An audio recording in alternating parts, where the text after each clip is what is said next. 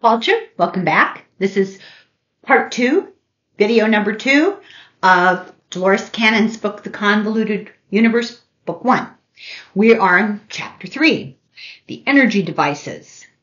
So this is her next session, talking to Bartholomew through Linda, who tells her that he's on a platform teaching students. He's talking about Earth evolution over the eons, as many from all over the universe have come to help over time. And they're from Sirius, for example, who taught agriculture and taught building and went from living in wooden and animal skin huts to brick and stone, taught them masonry. A few were taught how to use the elements. Sun energy, the moon and the stars. They were taught how to use devices to capture solar energy. A few were allowed to have devices to use sun energy for the light to move things and to preserve food. So they were taught the use of sun energy to move things. What does this sound like? This sounds a lot like some theories about building the pyramids. They were sworn to secrecy, and they were presented as kind of god priests, is how they were looked at, because people knew they had all kinds of knowledge, but they were sworn to secrecy about it.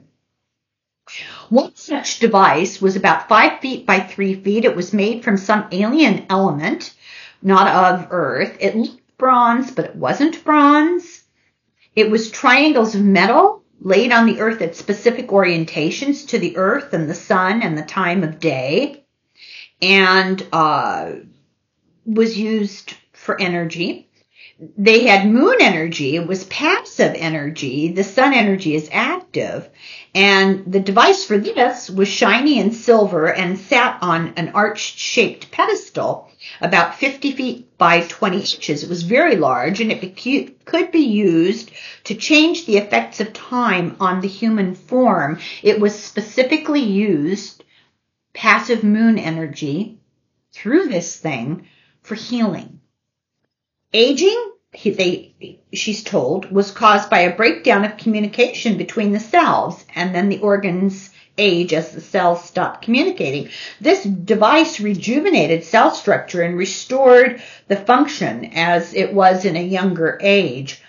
Only a chosen few people at the time knew this, and they could stay a long time. They could live very long and stay a long time and help. And you know the stories from the Bible about Methuselah was 900 years old. There's a little bit of truth in some of that.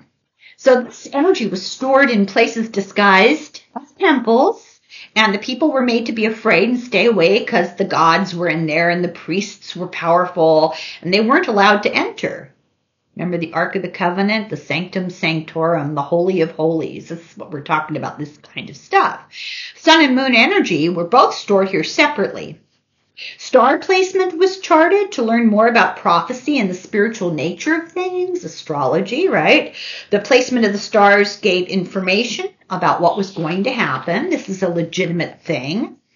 For a while, the priests used this knowledge for healing and good, but there was a gradual deterioration as they got power hungry. People eventually wanted some of this power for themselves, and there were uprisings, and they killed the priests, they destroyed the temple, and the power sources were lost. The aliens that had given these devices, the entities, because alien is like science fiction, and we're talking about something a whole lot more metaphysical. They'd been gone a long time, and they didn't realize this was going on. It's not like they were surveilling.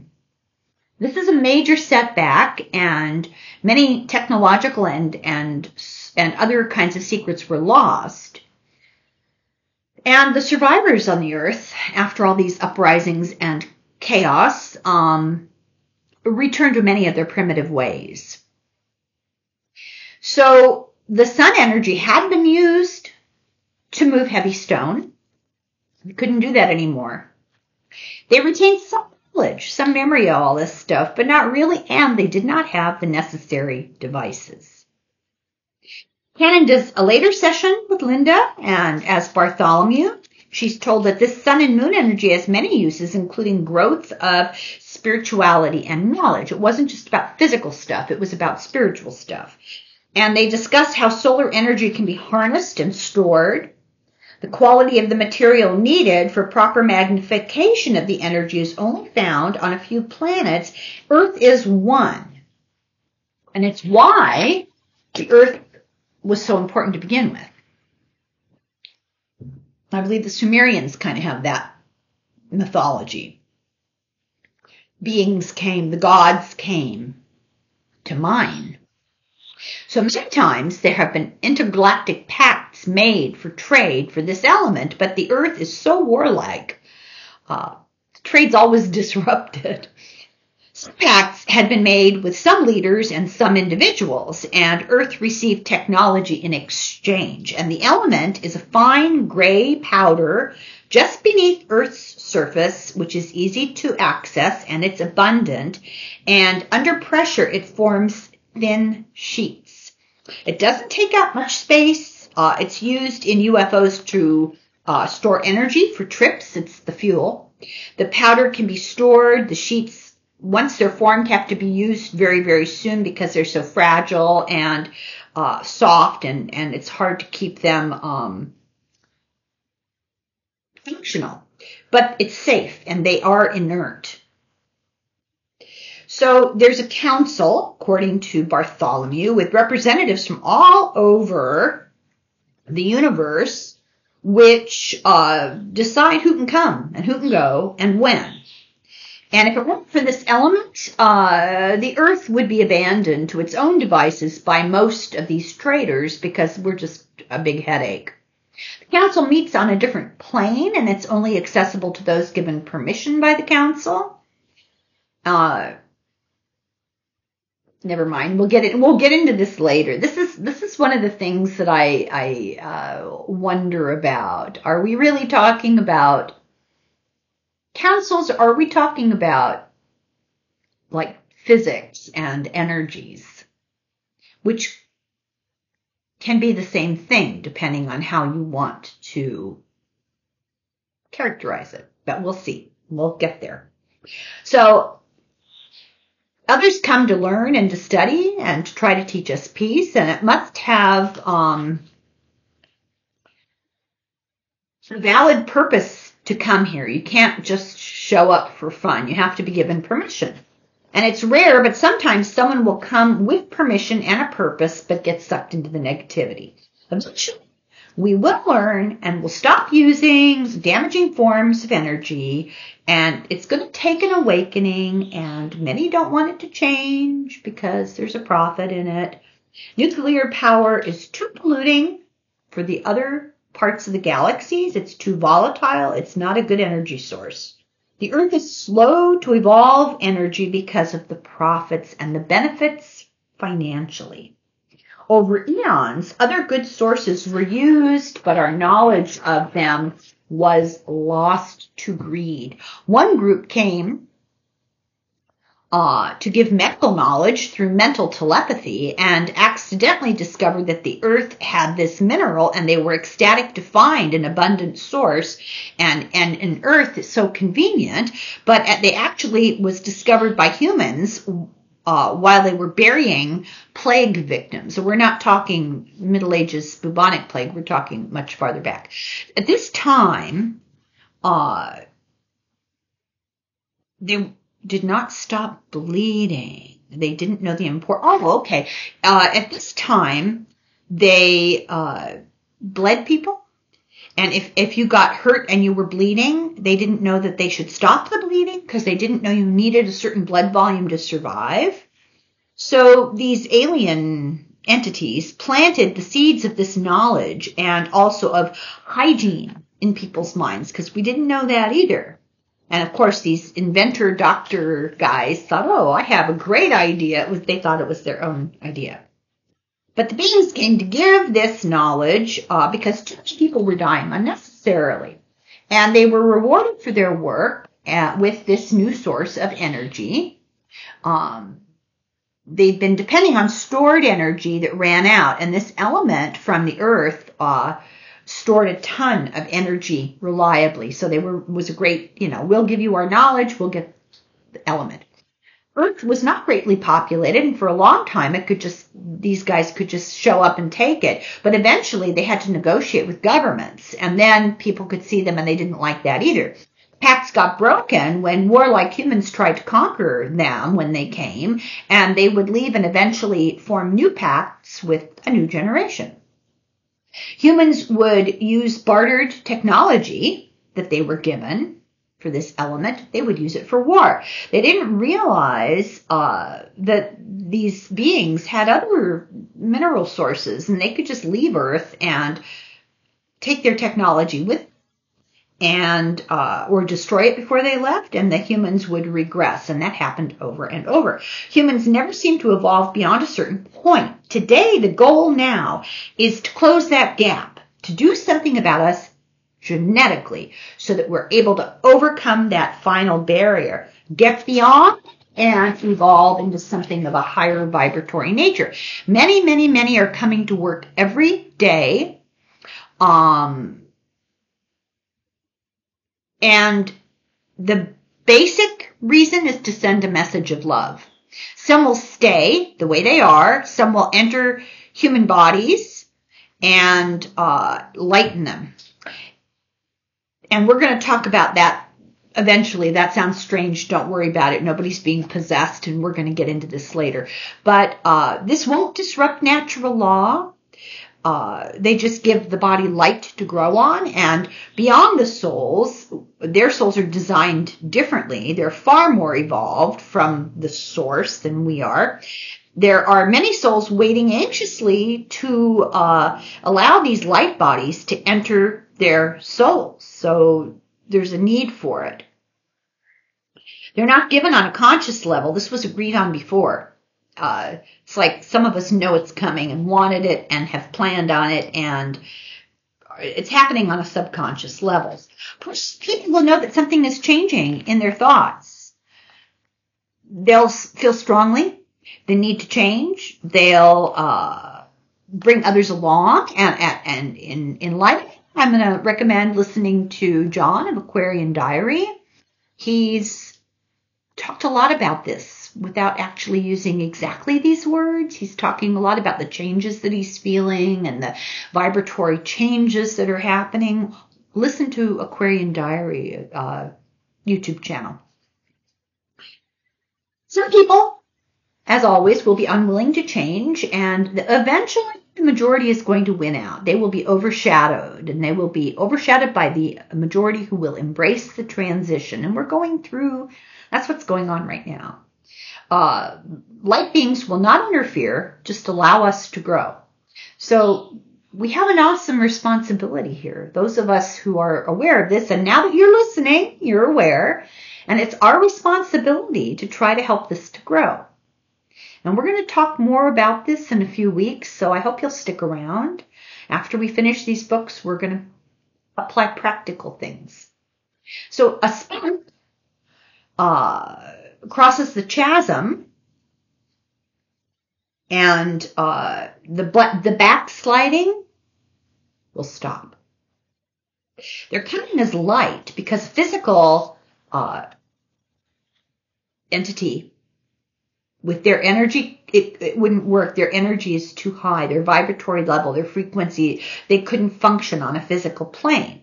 Bartholomew was teaching them so that they would 100% understand human nature, understand people, so they won't transgress free will.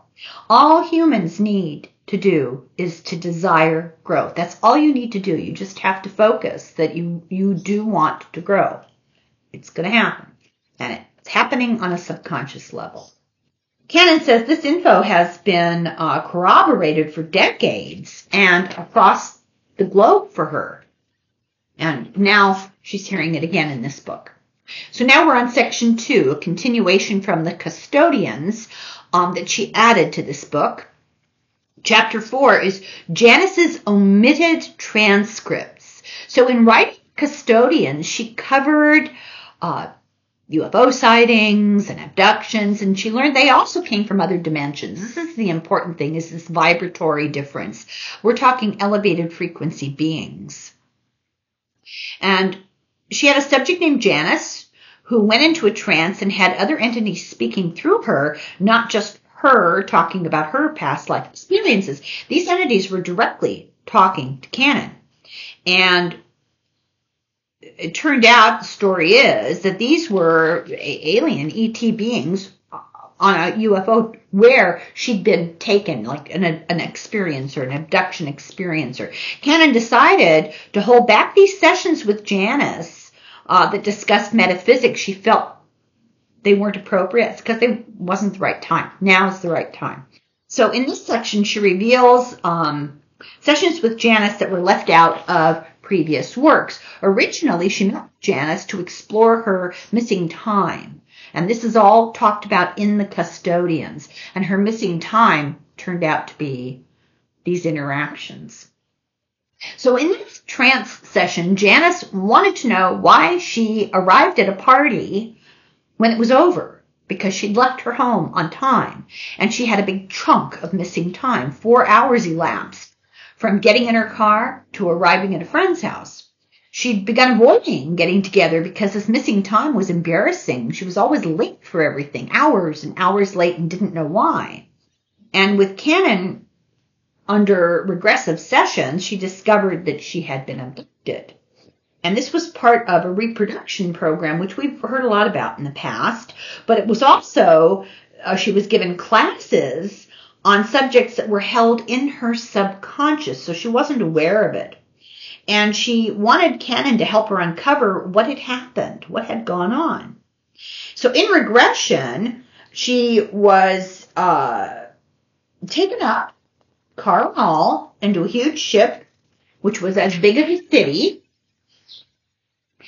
And she describes being seated and having a sensation of unbelievably fast forward motion. There's a lot of description here that I'm glossing over. These are really interesting stories that you should read, but it's impossible to synopsize some of this stuff. For one thing, it's fragmentary information because it's in a trance setting. It's coming from entities that don't speak the way we do. So it's hard sometimes to piece together what they're saying. It's unnecessary. We don't need to know what color the walls were. Anyway, fast forward motion, but her mind was also racing. She was greeted by a being of light. The being communicated directly, telepathically, without words. And she's been told that she will not know what the information is that she's receiving until it's the right time. She's not in a craft. She's outside moving through air. And she can't describe what she sees. It's just changing lights. And there's a description of colors and lights. She can't explain what she's seeing. Then a new voice comes out in this session. And the new voice tells Cannon it's not time. This is about a different reality, different dimensions. They don't need bodies. They're in a much higher state of evolution. Like where people go when they leave their body. So that in-between stage. There's a whole different vibration. The entity can't explain in words that we would understand because we just aren't evolved enough in our little pea brains to understand what they say. Cannon is told that they could transmit the ideas directly to her, but she wouldn't be able to put it into words anyway. The knowledge that Janice has been given in her subconscious will be known to her when she is ready and when the larger time is right. So I have a question for the cards written down here. I hope I remember to look for it. So this depends in some part in planetary and interdimensional interactions. Can't be predicted. So Cannon mentions that Janice's voice keeps changing, getting deeper and older. It says that they have always been, and there are people, the information won't help. It's just too much. It would hurt them because they'd never be ready to assimilate it, not now.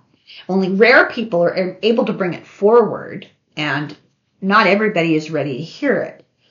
it's difficult for the entities to even communicate with language that we can understand because they're just so above it all. Some information in the world is just not ready for. The entity tells Canon why Janice is getting this information. She's worked hard with them. She's been abducted multiple times and has developed a relationship that is in her subconscious. She doesn't realize this, and has learned and learned and learned and had spiritual growth. She is part of the normal world, but also not part of it. Her abilities go beyond the comprehension of science, and she operates on many dimensions, and we're not going to get it. So Canon is told that she's allowed to speak with the entity because higher permission has been given. So what this means is it's okay for the world to hear this stuff right now. We weren't ready before, and Canon's going to write it in books, and if you hear about the book, you're ready to hear it. Janice is awake, and then she says that she had seen symbols and a flood, and she'd seen this in her mind in the week before this session. The entity told Canon that one of the ways they gave Janice information was in her sleep, which she had seen. She told Canon of weird events the night before at her house. She went to her car in a dark parking lot, and she left her house, went into the car in a dark parking lot, started the car, and was suddenly surrounded by smoke. She got out of the car, and the smoke formed in front of the car, and she saw a cat in the smoke, and then she would walk towards the cat and lose complete memory until several hours later, she was already in her car, starting it to go home. So, totally confused. So under trance, she said the foggy mist was in front of the car and saw the cat and realized that she was being lured to being taken. She locked eyes with the cat, but it wasn't a cat. It was a group of beings. This is what they call it, a mirror image or something. What do they call that? A cover story, kind of. She felt herself going, and she saw a guy in a green robe, and she remembered him from previous experiences with him in a lecture hall. And now she finds herself lying in the air, like on a table, and she's not on the earth. She sees starry night sky and knows there are beings around, and that she's safe. There's a big purple light, and it's pulsing like a heartbeat. I'd forgotten about this. It's been so long since I read it. It's pulsing like a heartbeat, and she's seeing changing shapes and changing patterns and colors, and she feels like she's cramming for a test in her head, and she's absorbing so much information. She's surrounded by beings that are giving her information one by one in their specialty, and she says her head hurts. She gives a weird description of the point of pyramid descending over her and gradually entering her body and feeling like it dissolves. So who knows what that means. She says in a different voice now through Janice, we're taking advantage of this session to complete some work from the night before. And then they told Canon not to ask any questions for a minute. They did what they were doing, and then they said, okay, now you can ask questions.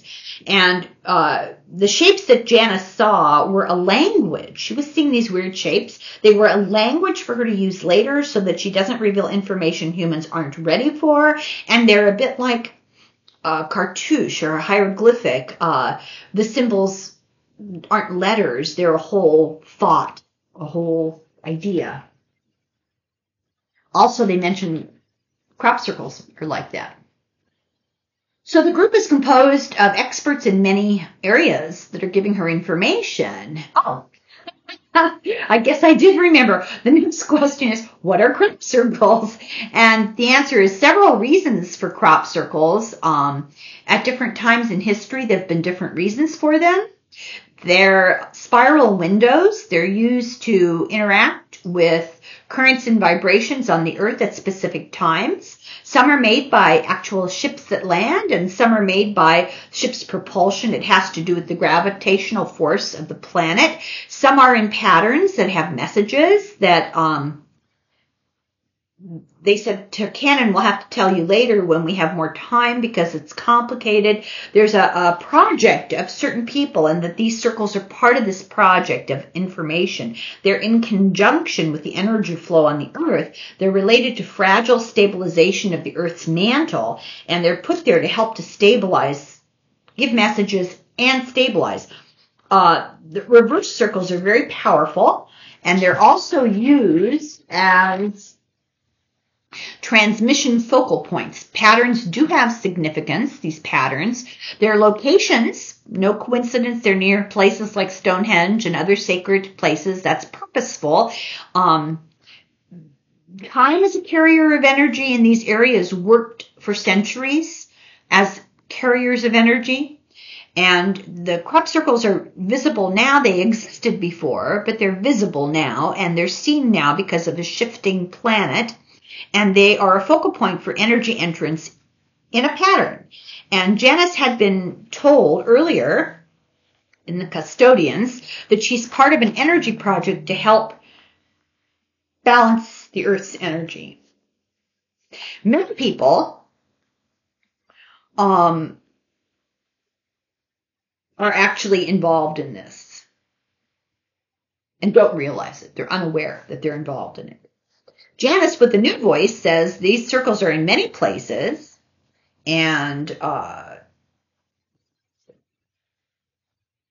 we aren't even aware that they're there.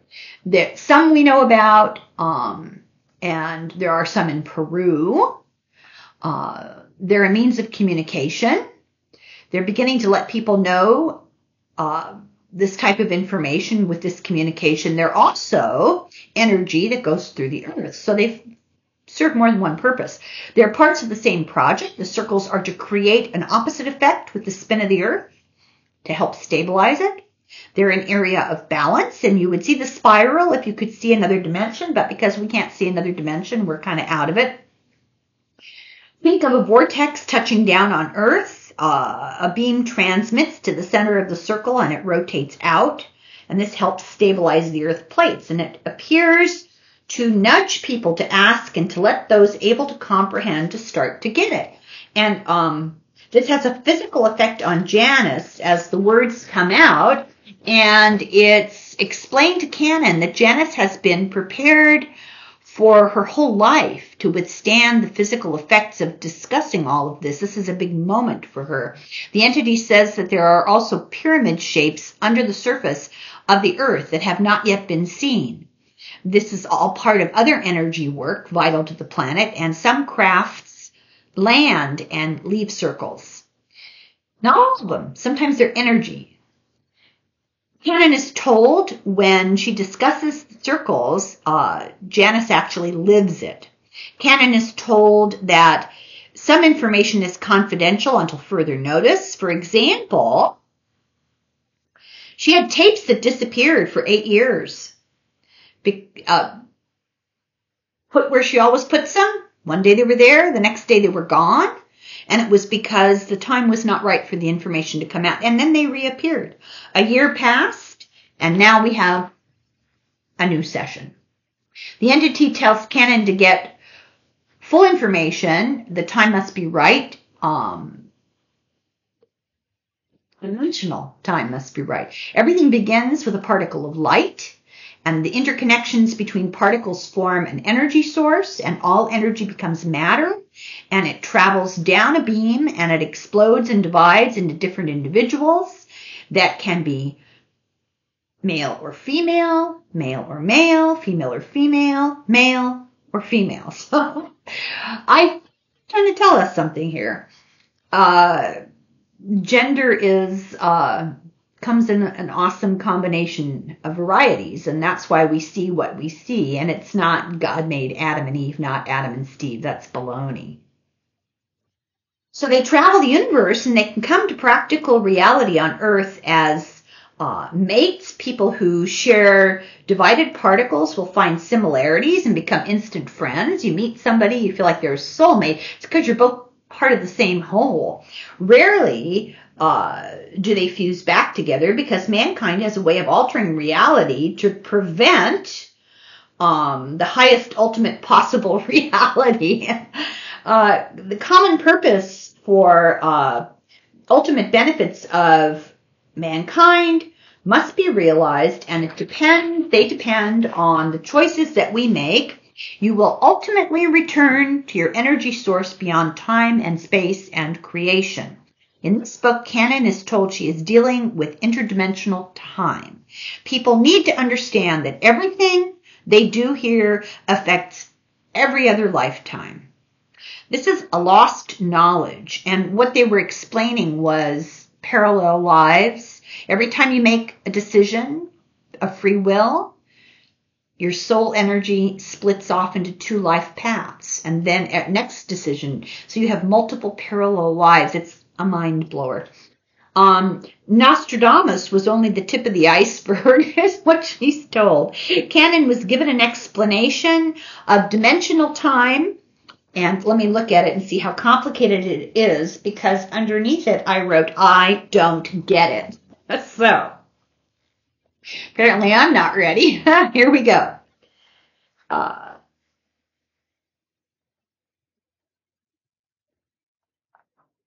Yeah, I'm not going to go into it. It's really complicated, and I would suggest if this is something you want to pursue, you should read the book, and you should read it anyway, because I'm synopsizing. I'm glossing over stuff. I'm just cherry picking out the most important things that I understand. Soul, the word soul, is our term for the source and the spark. A new entity now tells her that energy patterns are coded with information, and the group circles are coded with information. And at proper dimensional planetary times, the energy will be right for Janice to remember certain things. And if we destroy the planet, it'll have an interdimensional effect all the way to the source, because it's all connected, which is why they even care. When junctures are right, people who have information will know. The time, the dimension, the vibration has to be right. And if you're ready, you'll know. And you find yourself led to certain information. I know that's been my story the last couple of years. Never in a million years would I have thought I'd be talking about this stuff and doing this. And it just goes to show you just get led to the right thing. So you'll feel like, oh, I have to do this. So they can choose not to do it. But that great opportunity can be lost if you don't follow that urge. It's all about free will. You need to be projected into the future. Mankind, I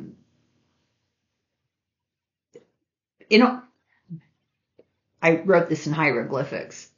In order to have the opportunity to do it again, if you lose that opportunity, you're going to have to go way far into the future of mankind to be presented with the opportunity again. So she meets with Jan and she meets with Linda, and they're doing Nostradamus stuff, and they're told that this work that the UFOs, if that's what you want to call them, are doing, it sets up energy vibrations that spread. It's really important work.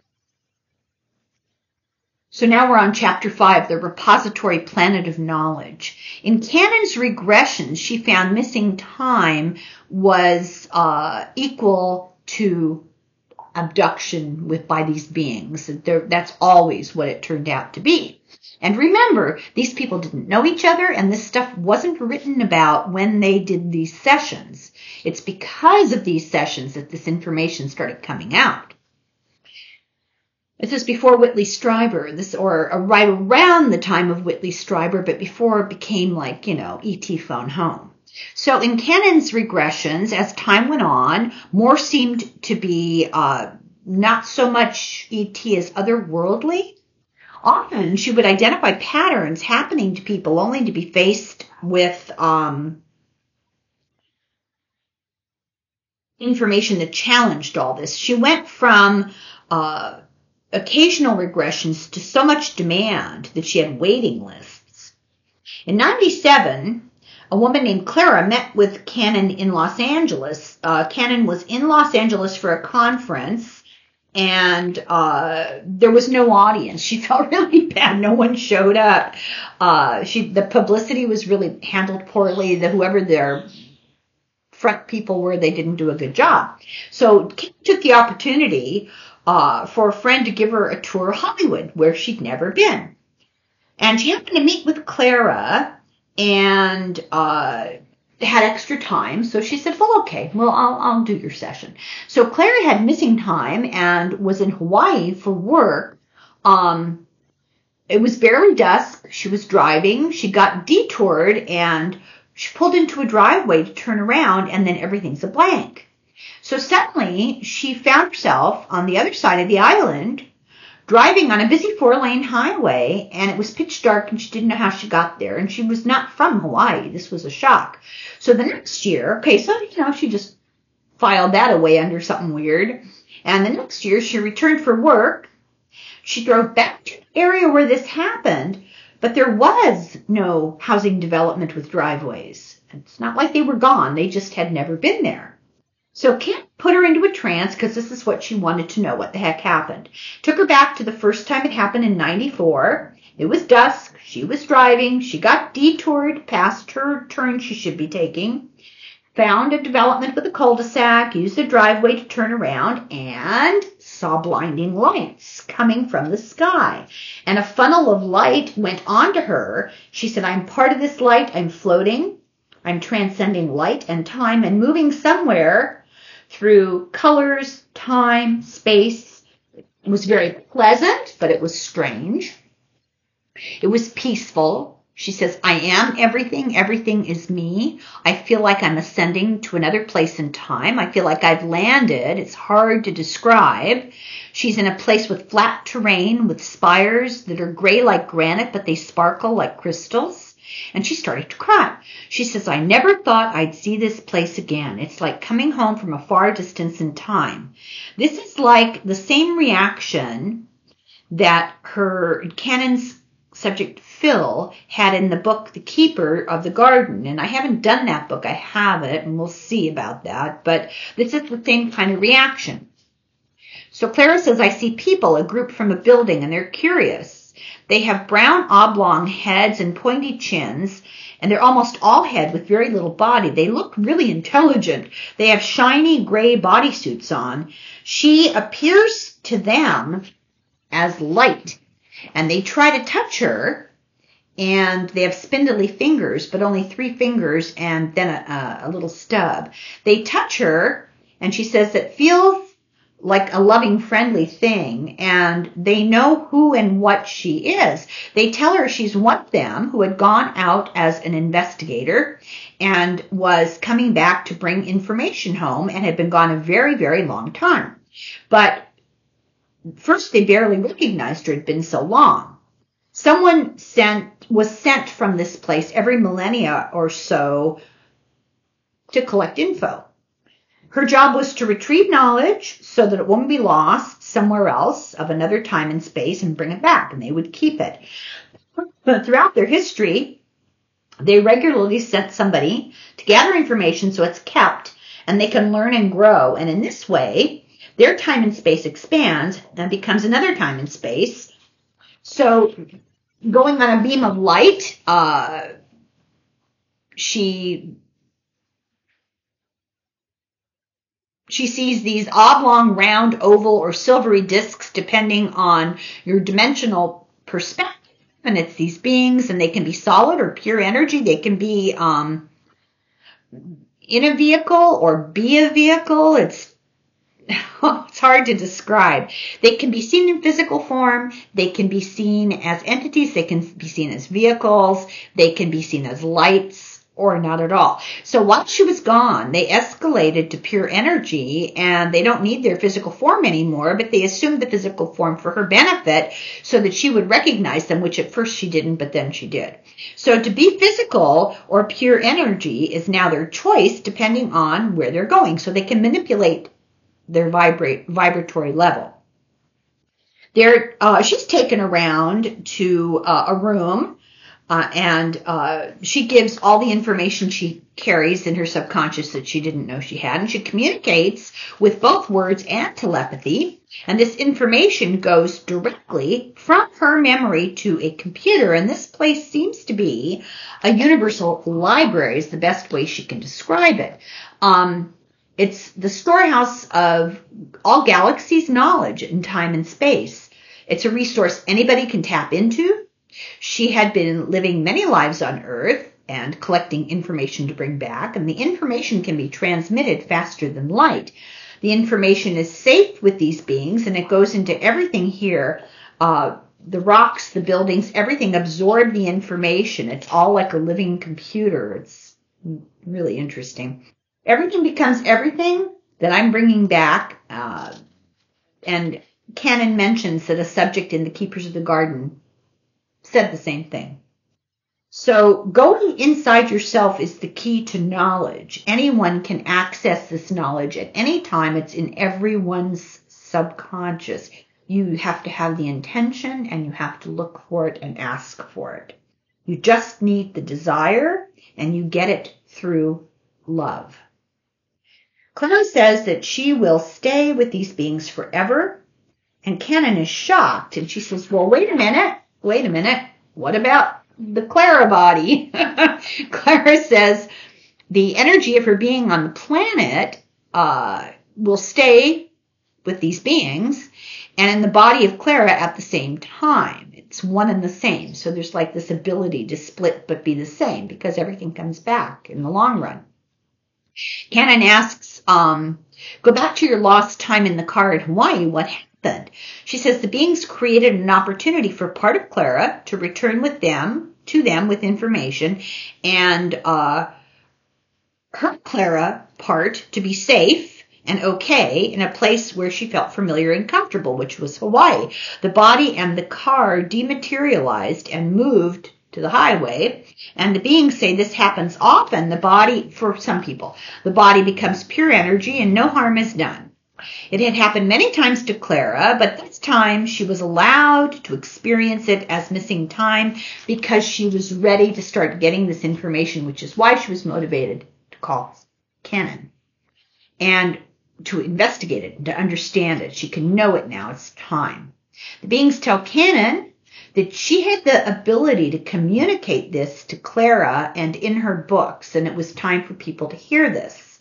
It's the appropriate time on Earth for this to be known now, so we need to pay attention. Whether you choose to believe it all, believe part of it, believe none of it, it's important to hear it. Beings tell Canon that she has the gift to communicate. It's appropriate time. She was introduced to Phil, the other subject in the other book, and to Clara. It was like they recognized her, Canon. She introduced them to each other, and it was like they knew each other. They had shared experiences and memories of this spired planet. Interesting, huh? Canon has had other subjects who report being in two places at once. Canon proposes that these beings with a dual existence might explain shapeshifters, and I'm not sure what that's all about. So she's referring to another book. Therefore, our life on Earth is only part of a much larger universe, and that we are pieces of a more complex world, that we can only focus on this piece of our reality, which is kind of a facade. So Canon's next session with Clara, she's told the time's not right for lots of the information to be given about the pyramids. She keeps asking every chance she gets. It's funny. And just as the planet of spires, in its physical entirety, is all knowledge, like every rock, every building, everything on that planet's storehouse stores knowledge as a storehouse. The pyramids do the same thing on Earth. If man could fully open his mind, he'd know all knowledge is within himself. And all knowledge is preserved in these buildings. And it can be done with hypnosis and trance meditation. This ability will be accepted on a larger scale eventually. You and I won't be here, but... So we'll be able to access all within ourselves, even consciously access it. All knowledge is stored on a cellular level in our DNA. Machu Picchu is from a different time period than they think it's from. It's a much older. It's actually a very old civilization and a newer civilization on top of it. The Incas came much longer after the cities were now in ruins, and they had been built much earlier, and the Incans lived there after the other civilization had left the planet. They used this already made buildings. They used them, they found them, they copied some of the buildings, but it didn't have the earlier refinement and knowledge, so it's a lesser quality, and that's why they seem to have lost their knowledge. It's because they were completely different people. The original civilization achieved a vibrational level. They didn't need their physical form, and they just became pure energy. They disappeared from their body, just en masse. Boom. Originally, it was built by survivors of Atlantis that already were very high level when they migrated to Peru. And they were high vibratory level when they originally came to the planet. Some went out from the group and separated and got a higher vibratory level. The original civilization came from the stars and created Atlantis, and some separated and became a low vibration and became very denser, and here we are today. So the higher vibratory ones had a lesser density of vibratory. How it works is, as they move faster, they separate and they're less dense, and they become pure light. This still exists. These people still exist on Earth today. They have no need of a physical form, but they could be spirit guides. They are ascended masters. They could be anywhere. There are also, this is so interesting, etheric cities. Just like ours, only on a higher vibratory level, and we can't see them, and they're right here, right now. So you could see them if your vibe was high enough. They could decide to return to the physical and get caught up in karma again. They're trying really hard not to do that. They can be on a spirit level once their vibratory level is high, and so can we. So it depends on the growth of the individual spirit. Most humans are in a cycle of karma that is an individual problem. We're kind of stuck. In Peru, the group from Atlantis ascended together, and this is our ultimate goal. This is what we're trying to do here, is to achieve that level so we don't need to return. The ultimate goal is to go to the light, to go to the source, the being one with, some people call it the source, some people call it God, some people call it the all. It's just terminology, and not to get up in the religious implications. It's the energetic source of all energy and light, and become a light being, one with the source as at the beginning, and there will be no separation. There are other civilizations that have done this, but not in our known history, much farther back. Mass disasters and violent deaths are the choice of the group of souls to get to the other place where they can live. So some of this stuff is kind of our own doing subconsciously. When awake, Clara talked about experiencing all of this in a unity of time, past, present, and future, all in one. Cannon claims that many humans transmit information to these computer banks, like Clara did. The main job of the subconscious is to record and share all information of all lives that we've lived ever, anywhere, and take it back to the Creator in union as one. Main human purpose is knowledge. We all are the sum total of our information and experience. And what happened in Peru, achieving a higher vibratory level and disappearing as a group, could be our fate if we allowed it to be. And now we're on section 3, Earth Mysteries. And I'm going to stop at this point, a little early, but I'm going to stop because I don't want to start a new chapter and have to quit because the video gets too long. So this is the end of number 2. And we'll start the next video possibly next week, possibly sooner than that, with chapter 6, Atlantis. And it's a good one. So thank you very much for watching. I hope you're enjoying this. There's so much information in these books. Strongly recommend that you read it, but first listen to my videos. And in the meantime, thank you very much, and Slanga Foil and Slancha.